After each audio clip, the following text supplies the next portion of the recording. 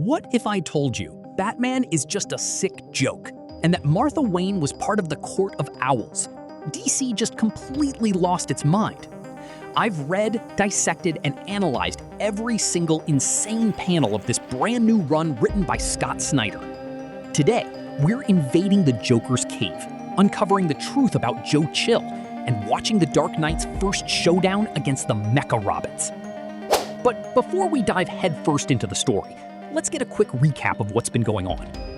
Scarecrow rolled into Gotham and set the perfect trap for Batman. Former Mayor Gordon called the Bat to deliver a top-secret file on the roof of a building, but out of nowhere, he started hallucinating crows. The guy freaked out, tripped, and fell. Batman tried to catch him, but he couldn't. Gordon didn't make it. After that chaos, Slade Wilson took over Gotham security with a new program funded by Jack Grimm, which is the Joker's real name here, the Robin Program. They recruited several orphan kids to form a task force that uses nothing less than giant robots. And look, if you're enjoying keeping up with this absolute insanity that is the absolute universe, and you don't want to miss a single detail, scroll down right now, hit that subscribe button, and leave a like. It shows YouTube you want to see more videos like this, and it really helps me keep bringing these heavy breakdowns to you guys. Deal? So let's jump right into issue 20. The comic kicks the door wide open, showing a clock that hides a secret passage to a cave with a creepy laugh echoing from inside. We head down the stairs and come face to face with a giant dinosaur, a giant coin, and a bunch of trophies. In the middle of it all, there's a guy staring at a supercomputer loaded with data on Batman. It's him, the Joker. And the most bizarre part is he seems to be draining the life energy out of some kids. It's a pretty disturbing scene. This only confirms the theory that the Joker has a mansion on par with main Earth Bruce Wayne, and even worse, a Batcave all to himself. Meanwhile, Mayor Hill is doing a ton of interviews, completely hyping up the Robin program. The city embraced the idea, and people already have their favorite Robins. To the mayor, the success comes from the fact that this initiative is the exact opposite of what Batman represents. He lays it out, saying that each of these kids use their own pain and personal tragedy to try and make the city better. Little does he know he just perfectly described Batman's own origin story. Speaking of the Bat, the vibe is super heavy. He's in the Batcave, analyzing the photos and files Gordon left him. These are files that could easily blow his identity. And worse, they point to the existence of a project focused on creating Batman. Barbara Gordon tries to reach him using the helmet to ask the real question. Was he the one who killed Jim Gordon? Bruce doesn't say a word. He just stares at Gordon's coat hanging on the wall as a reminder of his failure. It gives off a massive Jason Todd memorial vibe from the main universe. Bruce has straight up ghosted everyone. He's been locked in a room in the Batcave for days. Alfred doesn't know what to do anymore until Harley Quinn loses her patience, pulls out a tricked-out tech mallet, and just smashes the door down. The problem is, Bruce had already bailed through the sewers. She has no idea where he went, but looking at the files on the table, she realizes things are looking really bad for her friend. Switching gears, we see Waylon Jones, our Killer Croc, fully recovered, going to ask Eddie for help. Except the Riddler is different now. He's wearing this bizarre tech suit and seems to have gone into full focus mode on his own games. Waylon thinks Eddie is ignoring him because he's mad at Bruce, but the truth is Eddie is looking at him through the cameras. It's like his consciousness is hooked straight up to the network.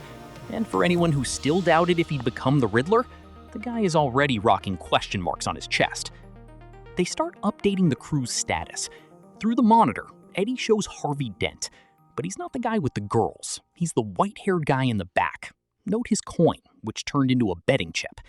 Since the city released several inmates who had a connection to Batman, Harvey decided to take justice into his own hands and hunt down everyone he himself had locked up.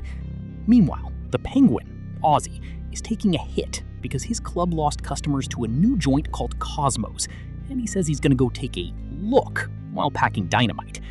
Long story short, everyone is falling apart. Eddie drops the truth. They are just like the city's Bane destroyed.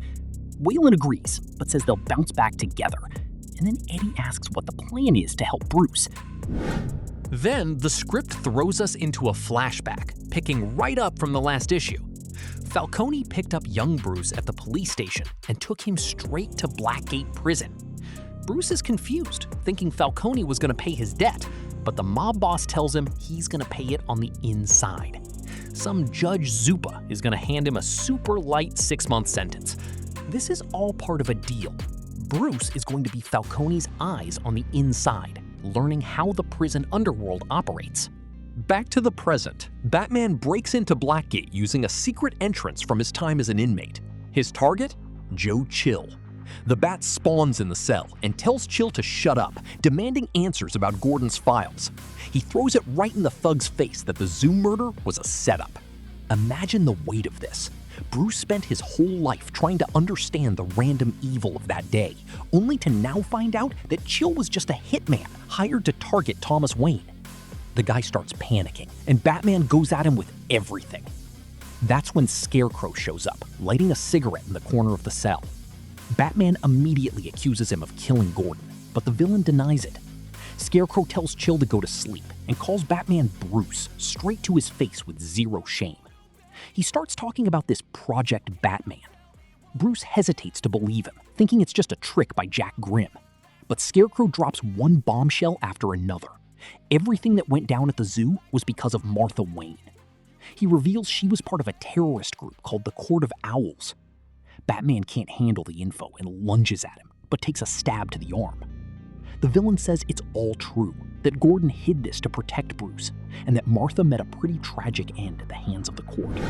Speaking of the Court of Owls, guys, if you've never read Scott Snyder's classic original run where they first appeared, you are missing out on one of the greatest modern Batman stories.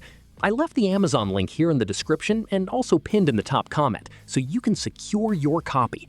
And if you're into action figures to deck out your setup, click the shopping bag button here on the YouTube shopping screen, because I picked out some insane Dark Knight collectibles for you guys to check out.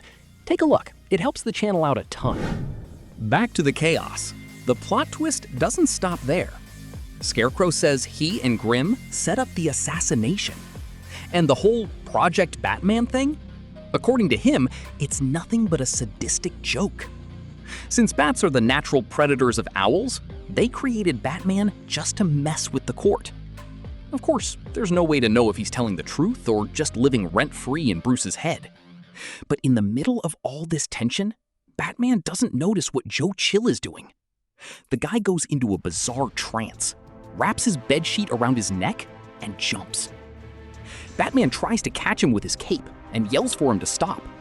But Scarecrow goes into a monologue about this being the Dread Era, and, coldly, cuts the Bat's cape. Joe Chill suffocates to death. And with him, Bruce's only chance to confirm if this Court of Owls story is real dies too. Scarecrow tells Bruce he needs to keep investigating, and simply vanishes into the shadows, turning into a crow. The prison invasion alarm goes off, forcing Batman to flee. This triggers the end of the flashback. We see young Bruce walking out of Blackgate, getting some praise from Falcone, who hands him a baseball bat. Bruce is promoted to henchman, reluctant, but knowing he doesn't have much of a choice because of his intimidating size.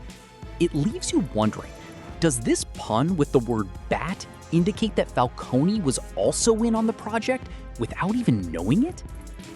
Back in the present, Bruce breaks down all the craziness to Alfred, but neither of them knows what's real anymore. And then, the sky closes in. Dick Grayson's giant robot drops from the clouds to arrest Batman. The Bat tries to run, but the Robins had already surrounded the area. Jason Todd, Robin 2, is on the ground armed to the teeth and almost hits Dick with all the heavy lead he's firing. Batman goes down, becoming an easy target. Tim Drake, Robin 3, calls in the rest of the crew. Duke Thomas, Robin 4, and Stephanie Brown, Robin 5, are coming in blazing fast on motorcycles that transform into mechs. Alfred begs Bruce to run, but he, stubborn as always, stands his ground and decides to fight. And the issue ends exactly right there, on this insane cliffhanger. Man, what a crazy book!